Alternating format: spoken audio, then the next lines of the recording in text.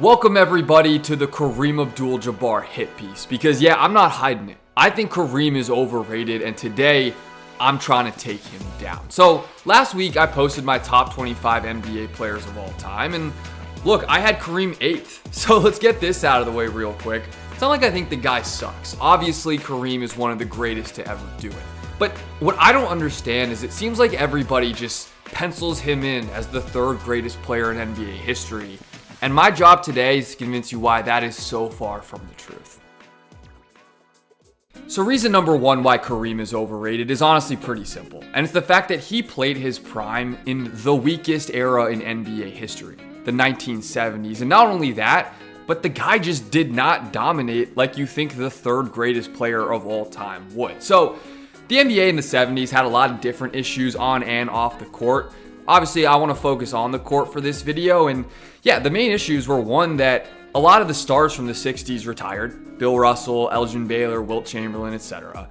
But also, you had a lot of dispersion of talent that weakened the NBA because of the other league that was around at the time, the ABA. I mean, we're talking George Gervin, Dr. J, Moses Malone, Artis Gilmore. So you just got to take everything that happened in both leagues with a grain of salt. Because, I mean, take Kareem's 5 MVPs in the 70s, for example. If Dr. J was in the same league or Moses Malone, do you really think he would have won all 5 of those?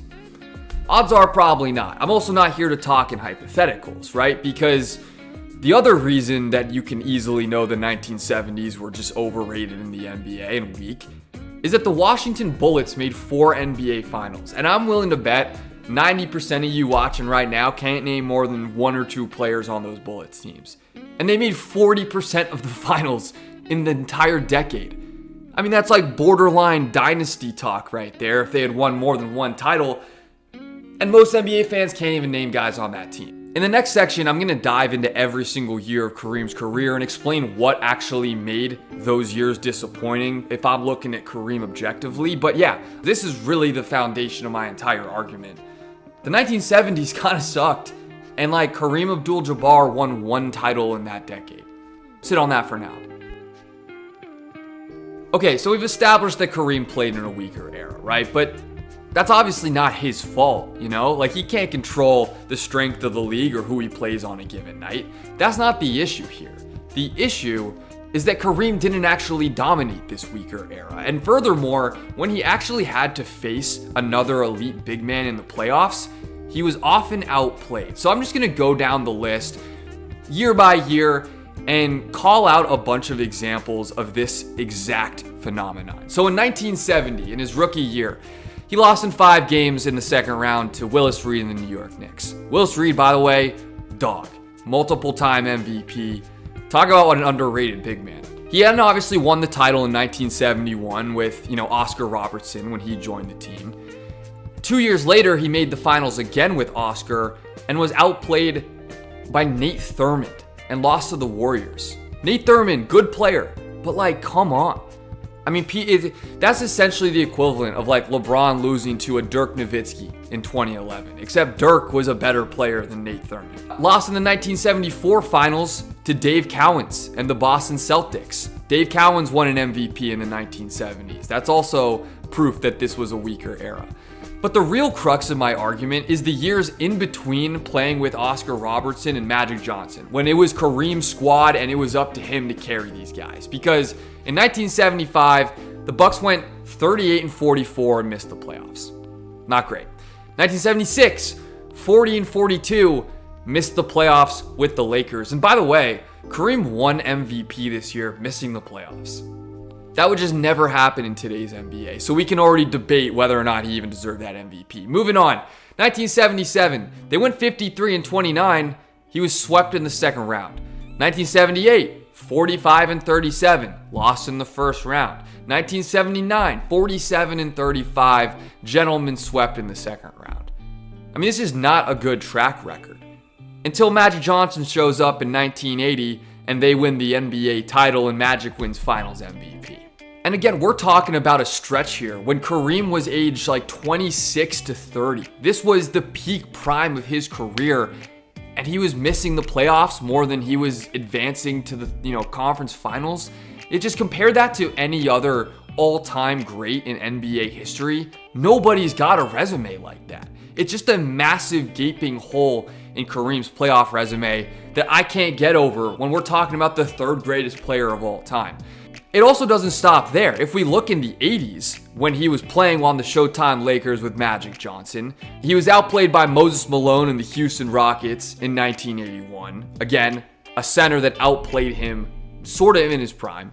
He was swept in the 1983 finals, again outplayed by Moses, statistically and in terms of winning. So Moses Malone had him twice in the 80s. And no one seems to ever put Moses over Kareem. In the 1986 finals, he was outplayed by a young Hakeem. And obviously, again, in between all of this, Kareem had plenty of great playoff performances and won a bunch of titles. But my point is to cherry pick here because that's what we do. When LeBron loses a playoff series, crucified. Any star today loses any playoff series, we kill him in the media. Let's just keep that same energy with Kareem Abdul-Jabbar. Reason number 3 of the Kareem Abdul-Jabbar hit piece is that people love to give him a ton of points for longevity, and in some ways rightfully so. I mean, the guy played 20 years in the NBA at a high level, and that's coming off of a longer career at UCLA when most guys today only play 1 year. The problem is that bro is not LeBron James, okay? And we need to separate this because it's totally different.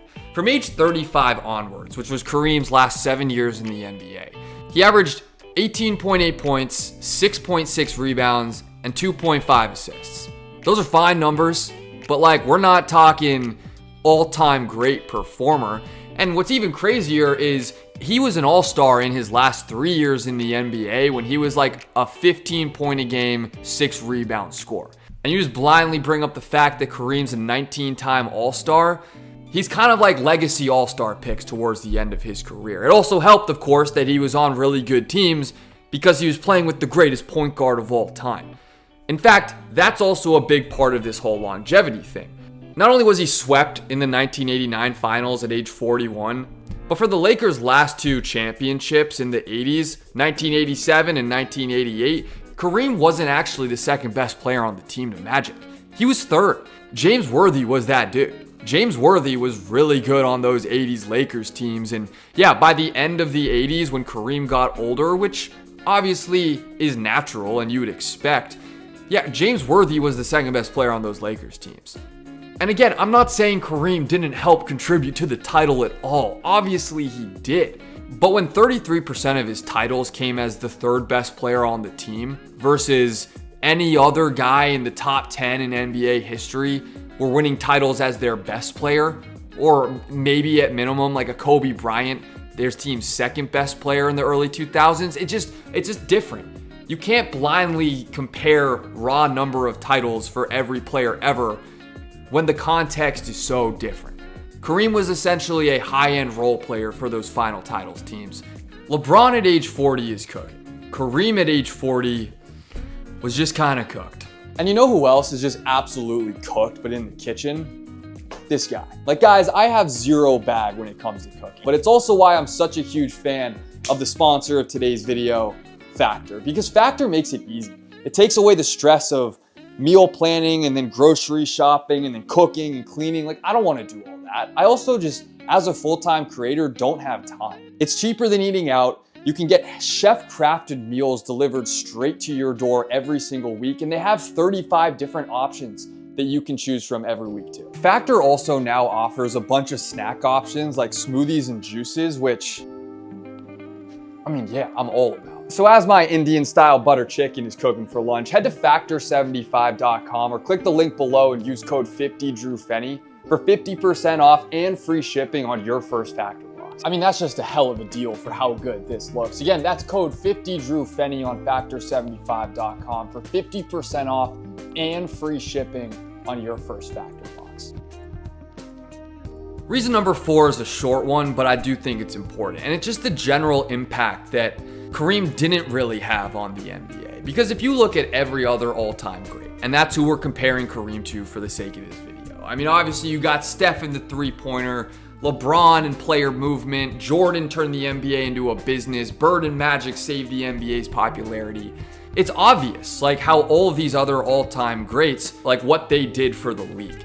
But when you look at Kareem, he just doesn't really have that one monumental, revolutionary, lasting impact on the game of basketball. And I already know I'm going to get comments about how the NCAA banned dunking when he was in college because he was too dominant. Whatever. First of all, that's college. We're talking NBA here. Second of all, it's not like dunking's still banned in college, right? So, if anything, the impact Kareem had was that he demanded a trade from a small market Bucks team to Los Angeles in the 70s. So I would argue his lasting impact is that he was pretty much the first star to demand a trade.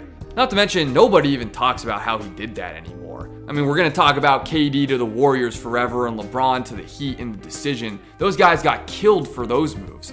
But Kareem was the first star to ever do it, and I guess no one seems to care. But hey, that was his impact on the game of basketball.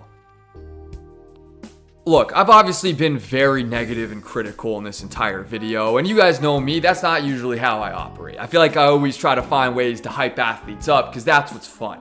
But I just don't really understand when this whole movement to anoint Kareem as the consensus third greatest ever even started, because it's not like when Kareem retired in 1989, everybody was calling him the GOAT. And then there's also this part of it. It's not like Kareem's raw talent was so iconic compared to the other all-time greats. Like, think about it this way. Anytime anybody ever is asked to do like build your all-time starting five or build the best possible starting five, that one's even better, no one includes Kareem. I mean, he wasn't as dominant physically as Shaq. He wasn't as good defensively as a Bill Russell or a Wilt Chamberlain. You know, offensively, I'm taking Jokic. I just think that should tell you something. When people are kind of crowning him as the third greatest ever, purely because of the longevity and the accolades and the championships, which again, I think are overrated because he got to play with two of the greatest point guards ever in a weaker era, it just doesn't really add up to me that he should be the third greatest ever. Man, I can't wait to see the comments on this video. Appreciate everybody who's watching to the end of the video. Make sure to like and subscribe on the channel, and I'll leave you with this last note. Despite all of this, I don't think Kareem is the most overrated superstar in NBA history. And if you want to know who I think that is, you should probably watch my last video, my top 25 players in NBA history. Thanks again for watching, everybody. Till next time, peace.